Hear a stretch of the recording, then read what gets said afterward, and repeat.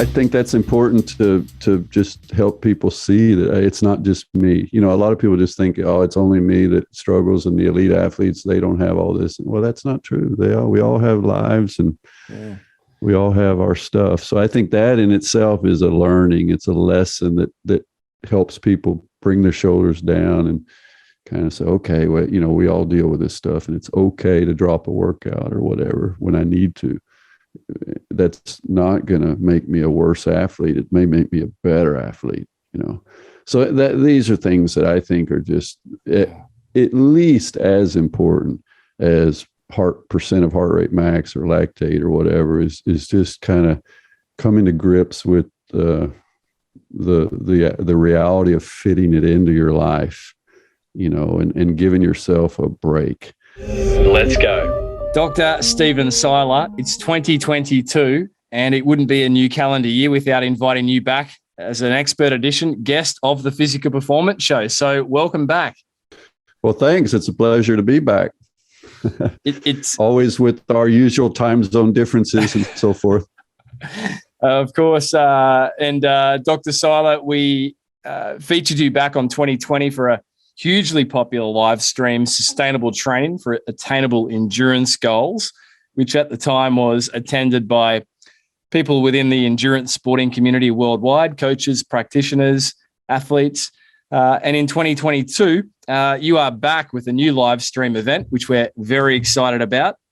And that is all about this concept of durability and high intensity repeatability.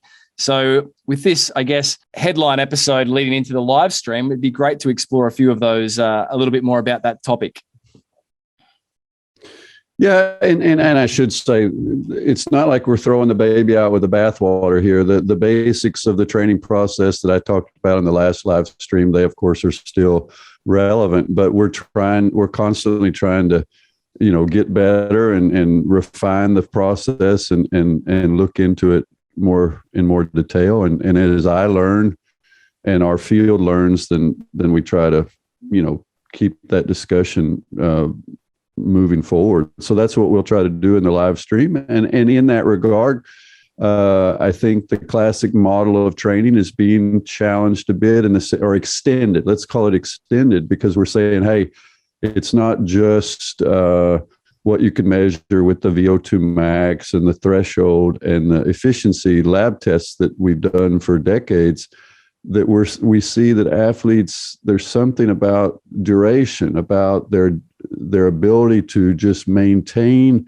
their function, their physiological capacity longer, and then also their ability to do those tough, high intensity bouts of exercise later in a race.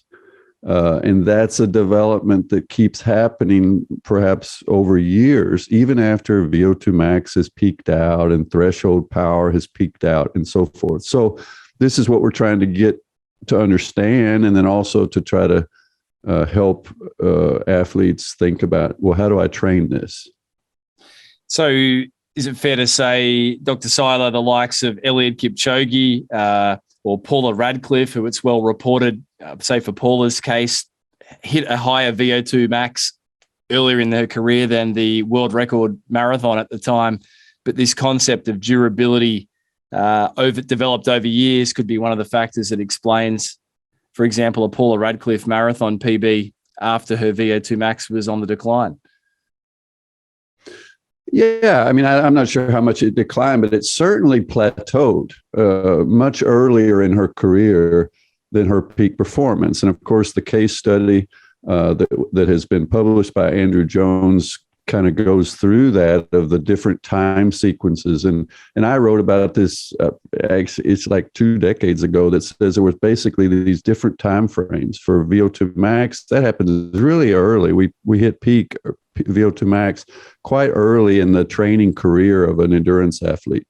And then the threshold, you know, or FTP, or however you want to, you know, there's different ways of describing it, maximum lactate steady state, that adaptive set of things seems to happen a bit later. And then the last or another issue is efficiency, you know, or economy, just, you know, putting in the kilometers on the road or on the bike and and optimizing your ability to generate a certain watts or a certain pace with the lowest possible energy expenditure. So that's, and these seem to happen with different sequencing.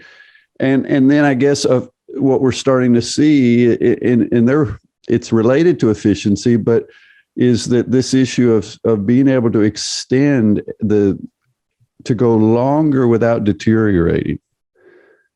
And there is, I think it's really important for all exercisers and athletes to understand there really is no such thing as a steady state, a physiological steady state. It's all quasi, in the sense that if you go long enough at even that low intensity talking pace, you deteriorate, both due to energy availability, your glycogen depletion, also just mechanical damage to muscle fibers, maybe some neurological changes, oxidative stress, the so-called free radicals. So there are just deterioration processes that are happening in the body that make themselves visible or relevant as things start to stretch, as the hours increase.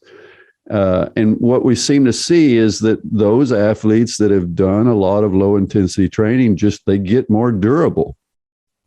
Which is to say, an example of increased durability would be that they do not show the heart rate drift as much, or it's delayed. You don't see that so-called uncoupling between heart rate and pace power as early or as significantly. I saw that was one of the first things I saw with myself when I started training again, is that, I started, the first few months I get kind of up to a decent intensity, but then over the next 6 months, what happens is I am getting more durable, and my heart rate was not inflecting and going up after 90 minutes as much. It was staying flatter. And so a 3-hour ride was just more, more comfortable for me. The last hour didn't feel as stressful. And so I think this takes time, and it takes patience, and it takes doing those more extensive workouts. We always talk about intensity, but we need to also think about, I'm making up a word here, extensity. What's your extensity? What is your ability to stretch and to last longer at that low intensity comfortably and be in a homeostasis, in a rhythm, in a flow, without because we've all experienced that low intensity session that feels good initially, you reach a point where it doesn't feel good anymore. It doesn't hurt in the same way that a high intensity session does, but you go empty. And you can't seem to mobilize. The body is just not responding to the call of duty in the same way. And so maybe that's a new word for the day is, what's your extensity? What's the, I can see that on a t-shirt with a Dr. Stephen Seiler face on it. What's your extensity? But it's sticky. It's catchy. It makes sense. We talk about intensity. Everyone can get a gauge on that. But what's the extensity? And I guess, Dr. Seiler, yourself and your colleagues, Ed Maunder, Matthew Millandhall, Andrew Kildin, and our friend of the show, Dan Plews, out of New Zealand, your co-authors, put a paper out in 2021 in April, which I guess in some ways put durability on the map, the importance of durability in the physiological profile and in endurance athletes. How has this paper been taken up by the academic community? Well, it's interesting because it was a great collaboration. I was kind of already getting into this thought process. I was doing some data collections during the lockdown, and so I was able to contribute data, and they were already starting on an article looking at some testing aspects. And so everything just kind of came together, and the paper has a number of different issues in it, but one of these issues is just kind of what I alluded to in that introduction, was that classic testing tells us quite a bit, but it doesn't capture this durability construct. It's not capturing this ability to last longer and so forth. So I think it has had an impact. I know other people have been thinking the same term, but it's, we just use the word durability, and whether it's the perfect word, I'm not sure, but now I'm seeing that word in some new publications. So, and use in that construct. So, I think we're all just kind of moving in that direction as we evolve in the sports science, and we've helped a bit move it in that direction, and other people are doing the same thing. The definition that you give in the paper of this concept of durability is defined as the time of onset and magnitude of deterioration in physiological profile and characteristics over time during prolonged exercise, which I guess is summed up by what you shared earlier. Yeah. So that's, and again, that's one of those things. As soon as you introduce a term, like if polarized training or lactate threshold or whatever, you will then quickly get into heated discussions about what exactly do you mean? What's the definition? How do you measure it and everything? And so it's going to happen, and we're going to get into the weeds in the field. It's all right. What is durability? What do we really, how do we define it, measure it, and so forth? But again, just to try to not go down that path, I'd say, well, we know what it looks like when we see it. We can fine tune about the details, but let's not let that argument get in the way of a good understanding of saying, well, yeah, but the main issue is something that we can get our head around. You don't need a PhD in exercise physiology to understand the idea of durability, right? You know it as an athlete. If you've been in the game long enough, you know that, yeah, man, when I first started, an hour run felt like a long run. And now 2 hours feels like a long run, and an hour feels great. So this is durability. This is extending, right? The cyclist experience the same thing. So, and the triathlete, of course. So durability is something we inherently understand. It's just that we haven't talked so much from a physiological point of view, because we just don't usually put people in the lab and have them exercise that long, right? Yeah, most lab tests are not over hours, are they? They are over, threshold tests, etc. They're fresh. Yeah, you bring them in fresh, and they leave in an hour. And it's partly, let's be honest, it's partly business. Just like at a fitness center, is that you're on the clock, and and if I'm going to do multiple tests, if I'm an exercise test technician, if I'm the physiologist in the lab, I really don't have time to spend 3 hours on each athlete, right? So I'm doing these fairly short tests. They're warming up somewhere else. They come in and they jump on the treadmill. So we've got to be expeditious. Well, that's good. We've gotten a lot out of that, but again, out in the real world, things are stretching over a longer period. And let's take the triathlon, or let's take cycling. We know that the race is not won in the first 15 minutes, right? You may lose it in the first 15 by something really going wrong, but you're not going to win it there. You're going to win it towards the end. And often the way you're winning it is not that you're going faster than the other guy, but they're dropping off in speed, right? You're deteriorating less than the competition. And that's true in the 100-meter sprint. The 200, it's true in very many situations in elite sport and in sport in general, is when it looks like one athlete is somehow finding new reserves of speed and going away from the competition. What's really happening is that athlete is maintaining speed, and the other athletes are falling out. They're fading. You with me? But it looks the opposite. Yeah, absolutely. And this is durability. This is the athlete that holds speed. Now there's exceptions, but the athlete that holds speed when the others decline, it looks like they're accelerating, right? Or if we add on top of this idea of durability, if we add on this idea of high intensity Repeatability, which is a close cousin of durability, it is that ability to mobilize, to bring in that 3 minutes of high power or whatever it takes to get over the top of the hill, to create a gap, to come around the curve and accelerate, to create the gap late in a race when the legs are empty.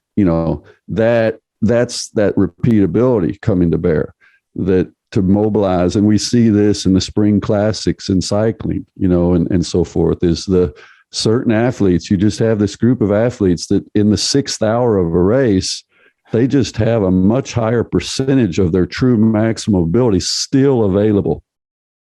Whereas even at the highest levels in the pro peloton, 90% of those athletes have fallen back. They were good for 5 hours, but not for 6. You with me?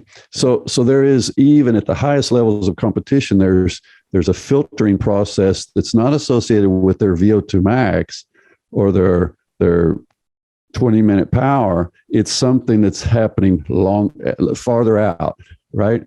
They have less deterioration in their physiology over the course of many hours. And that takes time to develop, and it's partly just part of their talent, That was my next question. But I think we can all get better at it. We can get better at it. Great. And every endurance athlete says, "Amen." That sounds great, right? That's why we stay at it year after year, and we see this in endurance sports, athletes into their early 40s and beyond, still producing, in many instances, in some instances, world-class performances. Is the term fatigue resistance, which is often thrown around in endurance circles, is that interchangeable with this concept of durability and high intensity repeatability, or is it a subset of that? Yeah, it's definitely there. Again, they're related. I would say fatigue resistance is a very omnibus term that is applicable in the first 30 seconds and all the way out to 10 hours. Fatigue resistance at different stages and different mechanisms, a little bit depending on which intensity range we're in and so forth.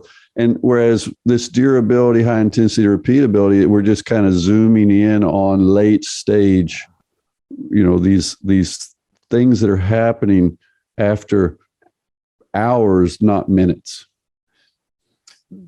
Does that make sense? Absolutely. After the extensification. Yeah, after extensity, when you're out in that extensity range, So I recall in the 2020 live stream, Dr. Seiler, you shared a great word that stuck, and that's, I know it's not your term, but it was stochastic, these stochastic efforts, 8-hour races, 6-hour races where it's on, it's off. You need to be able to be on again at the end of the race. Oh, and I don't think I even knew what that word meant 5 years ago or 8 or 10. I'm not sure when I learned it, but it's definitely a word I've had to embrace in the last years, because when I look at race files from particularly cycling, but also triathlon and so forth now, they are highly variable. They are stochastic.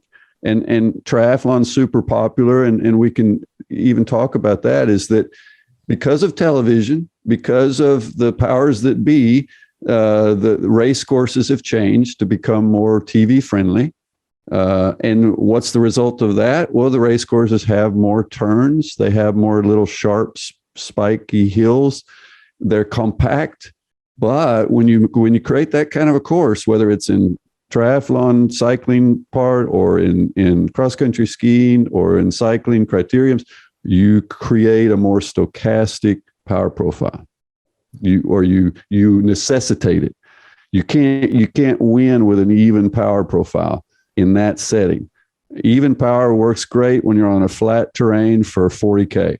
Then we know what the pacing looks like, and you try to pace quite evenly. But that won't win you a race when you've got 90-degree turns, you've got short hills, and so forth. You have to pace the topography. right? You have to accelerate, try to hold speed. You try to hold speed, which requires higher power. And so because of all that, it changes racing. And then we have to think, well, okay, does it change training?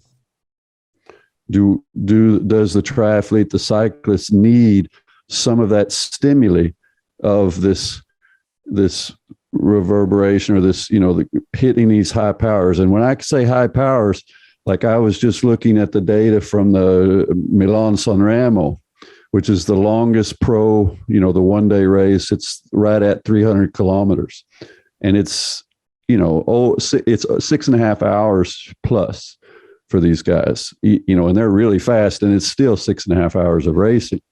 And still, in the last hour of that race, there are just multiple 1,000-watt spikes, 800 watt, 900 watt, 1,000 watt, just boom, boom, boom, trying to, regaining a wheel, attacking, trying to stretch that rubber band, trying to break free. And so, it's pretty amazing that they're still doing this, but that's what it takes to win. And so it's important when you see these race files and you see the actual raw data, then you understand, oh, wow, they're a lot different than I am. So, because, I can get above 1,000 watts, fresh, and maybe 1,300 at my peak. But after 6 hours, I can't do much of anything, except sit on the sofa. So it's just a different, it's a different ballgame. The durability of the professional cyclist. Is there a more impressive endurance athlete? And you alluded to it there, Dr. Seiler, but what training methods induce it? Clearly, it's not just about extensify or extending the minutes of the session, but it's also about this ability to reproduce high intensity towards the end. Yeah, and so I don't have the answer there. It's, I think probably the professional cyclists have a better understanding of it than I do, and they over time figure out what works for them. That includes doing high intensity work after 3 hours of steady state work. They doing a block early and then going 3 hours and then doing a new hard block in a workout. There's different things. So they're very specific in that. And part of the adaptation is probably just what shall we say, some mental issues of just learning how to mobilize. That's a small part of it, at least. Part of it is nutrition, of eating, being able to fuel and handle the fueling. Like when I was talking to Tim DeClercq a couple of weeks ago, and he's called El Tractor. He's the guy that sits on the front of the peloton, making sure that the brake doesn't get too far away. So he's holding 325, 340, 50 watts for 2 hours, or 3 hours even, amazing, but he has a very specific role that he's good at. And he talked about, trying to get in enough carbohydrate every hour to keep it going, and how he's got a sensitive stomach, and sometimes he feels like he deteriorates. His ability to keep bringing in the carbohydrate over the hours gets worse, and particularly as the intensity goes up.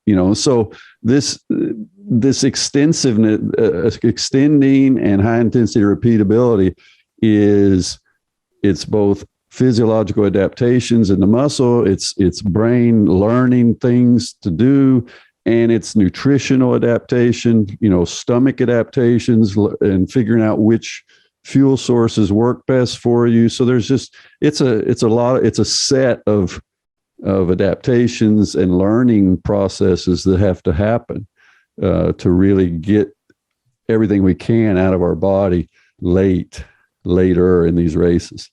If you do something for 10, 20, 30 minutes, a lot of this doesn't matter. You don't have to carbo load for a 20, 30 minute race. So it's just the longer things get, the more things you have to do right. Yeah, I would say. Yeah, wow. The longer the duration, the more things you have to do right. When you say the term durability, the physiotherapist in me thinks about durability of tissues, the ability to be robust physiologically, physically, show up week in, week out for training sessions, as you've shared and taught us so well in the past. It's not the 10 training sessions, and it's definitely not the epic one session that makes champions. It's that ability to show up season after season, hopefully uninterrupted by injury. That is we talk about it a lot in the physical therapy space, but it's still an out there, often intangible concept. We know it when we see it, the robust athlete. We know it when we see it, the athlete that tends to run into a sequelae of injury. Yeah, and I have to, and I want to be careful here, because it might be that someone will listen to me and say, "Oh, I guess I need to get out there and do these epic 7-hour workouts to build my durability." And I'm going to say to you, whoa, slow down. Let's go there. You may eventually get there. 7 hours may be part of your equation, but I would rather say to you, let's first focus on just being able to do lots of workouts and stay healthy, just as you're saying. So that the first measure of robustness is going to be just tolerating a pretty high frequency of training. So let's start with frequency. Can you train every day and feel decent and recover between each workout? Are you managing that? Are you managing your intensity and your duration? And that's part of coming back to this 80-20 business is trying to find a sustainable pattern of extensive and intensive workouts and managing that, and then increasing frequency. That's kind of step one for the age grouper. They're going from 3 workouts a week to 4 to 5, and sustaining it and staying healthy. And then once we've gotten up to a certain frequency that's starting to feel pretty good, 5, maybe even 6 days a week that they can sustain and work and stay healthy, then we say, okay, let's see what happens now. Can we lengthen some of those workouts without dropping the frequency? Does that make sense? Absolutely. It starts with frequency and staying healthy, and then start to extend. Yeah, and then you say, okay, now I'm gonna extensify. I'm gonna extensify, and then and then small increments in intensity. But that's kind of the third. That's the last thing we use is little increments in intensity. But a lot of times, what the inclination will be is that's the first thing we go to. Yeah. In our adaptation work box or toolbox is we say, I'm going to go harder now. I'm going to do more intervals. I'm going to push the intervals harder. And so I would say, let's flip that around. Let's get frequency up. Then let's get comfortable with longer duration. Then let's start adding in more intensity. Right. And so that, and it's not from Stephen Seiler that invented this. It's what we see good athletes doing, and then we can understand why. But it's developing from the athletes that through trial and error of figuring these things out. Yeah, wow, powerful. Frequency, duration, intensity. Dr. Seiler, where do you think the research will go in this field, further exploring this concept of durability? Where would you like it to go? Well, I think one of the things that's happening is that's driving developments is technology is allowing us to move things out of the lab, so we can do a lot of good physiological measurements in the field, and that makes it possible to explore these, for example, these longer duration kinds of physiological changes out in the field where they happen, instead of having to try to create quite artificial settings in a laboratory of doing something for 3 or 4 hours. That's just almost cruel and inhuman punishment, to make people sit on run on a treadmill for 3 hours or sit on a bike for 5 hours in a little room, although I do some of that myself, but then I'm kind of wacky, but I do it at home. But my point is technology allows us to move some stuff out into the field, and that's changing it. And then, of course, digital, the whole, the big data that we have available on the training process through these digital calendars, whether it's Trainer Road, Training Peaks, stuff, these different tools, Strava or whatever, that do allow some interrogation of big sets of data to try to get ideas of what's happening, and then looking at how, in groups that train this way, how are they responding? And then that can drive hypotheses. So we get this kind of nice, I hope, a symbiotic play between field data and lab and traditional lab. So that's where I'm seeing things going. Whereas if we go back 25 years, people like me, it was just all in the lab. That's where we could do this stuff. We didn't have the tools to go outside the lab, but now we do, and now we can. And we just have to, we don't need to, guys like me shouldn't be afraid of that, or, because a lot of times you feel like I'm losing control. Now they don't need me anymore. The athletes don't want to come into the lab, so what am I? Oh, this is scary. And this is what we're going through in our field, is because a lot of great athletes, they just say, I don't need the lab.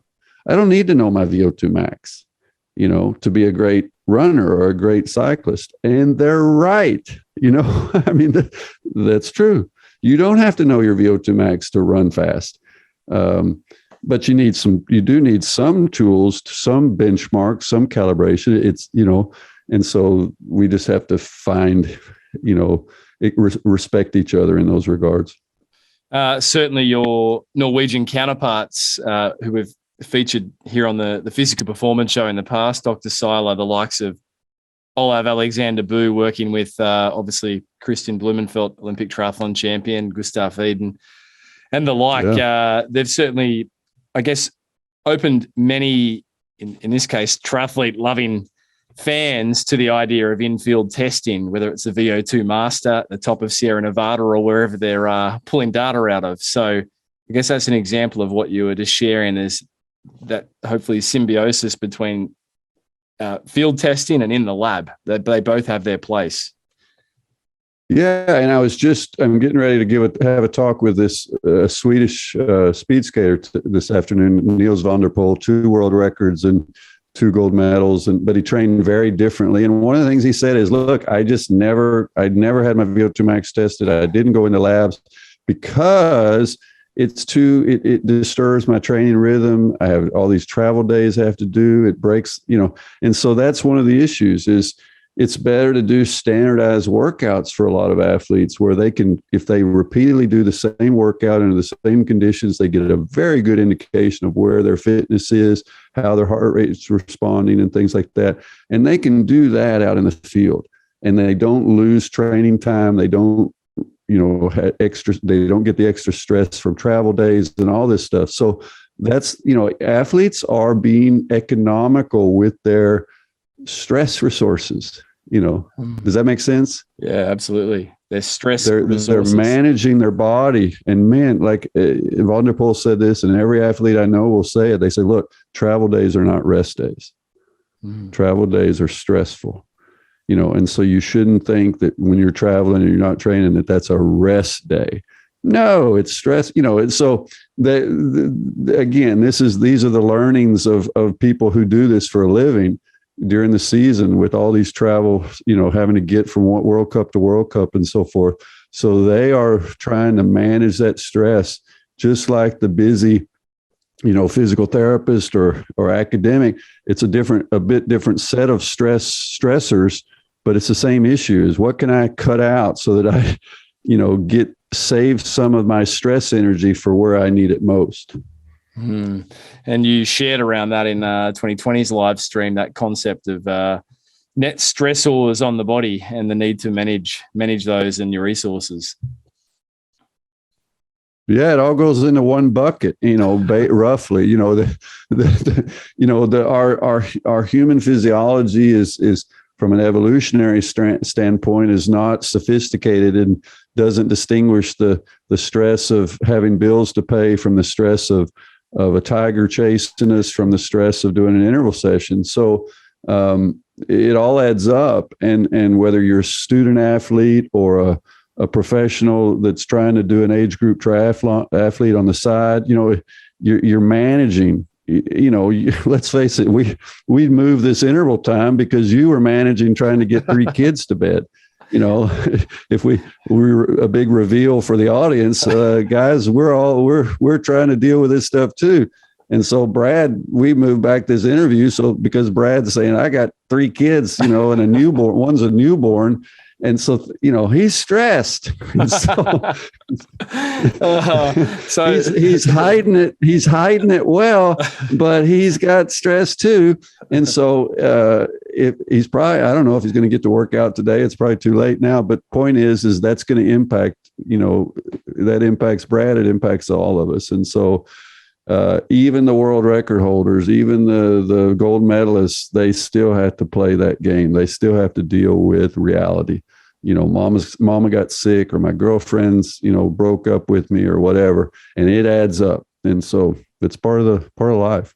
Yeah. Looking at my notes from 2020, sustainable training is the relationship between intrinsic and extrinsic factors and not forgetting the total stress response. That was my summary from one of your modules in 2020.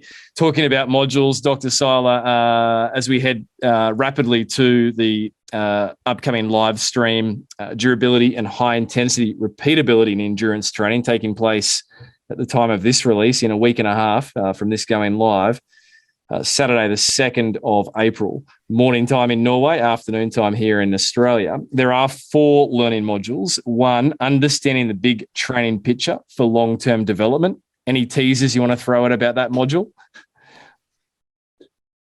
Well, the big picture is just about thinking about using some basic philosophy like the 80-20 or polarize or whatever as guardrails, as a basic structure, but then individualizing within the guardrails, just like guardrails help you go down a steep, windy road. You don't quit driving just because there's guardrails. You still have to maneuver. You still have to steer the car, but they keep you from having a big accident. They keep you from going off a cliff. And then you negotiate through your being smart and individualizing and so forth. And that's the big picture, is how do we combine some basic training philosophy with using our individual brains and cooperating with our coach to find all our optimization that accounts for our stress load and so forth. All right. So that's the big picture. And then we're going to go into a bit more of the weeds in the subsequent sessions, for example, on those low intensity sessions. How do we optimize those? How do we combine duration and intensity there, and so forth? Yeah, the module 2, how low and how long for the 80%. Session 3, module 3, high intensity training sessions, intensify or extend, or maybe we should change that to extensify. Session 4, training monitoring, train, eat, sleep, adjust, and of course, the ever popular Q&A. Dr. Seiler, thank you for priming us up for what will be a great 3 hours with you in a week and a half.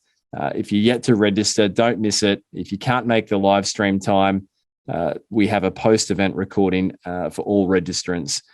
Jump over to physicalperformanceshow.com and secure your place there. But any final words of wisdom, Dr. Seiler? No wisdom. Just I'm excited about doing the live stream. I'm stressed too because it's a lot to cover. It's a lot to talk about. So I've got to try to make sure I'm ready, and I will be. But I can't wait. And I look forward to tough questions, good questions. And so it's always, I always tell my students, there's no dumb questions. Don't be afraid to ask questions. So we'll see you in what, 10 days? 10, 11 days? 10 to 11 days. Dr. Stephen Seiler, thanks once again for stopping by the Physical Performance Show. Thank you. Always a pleasure.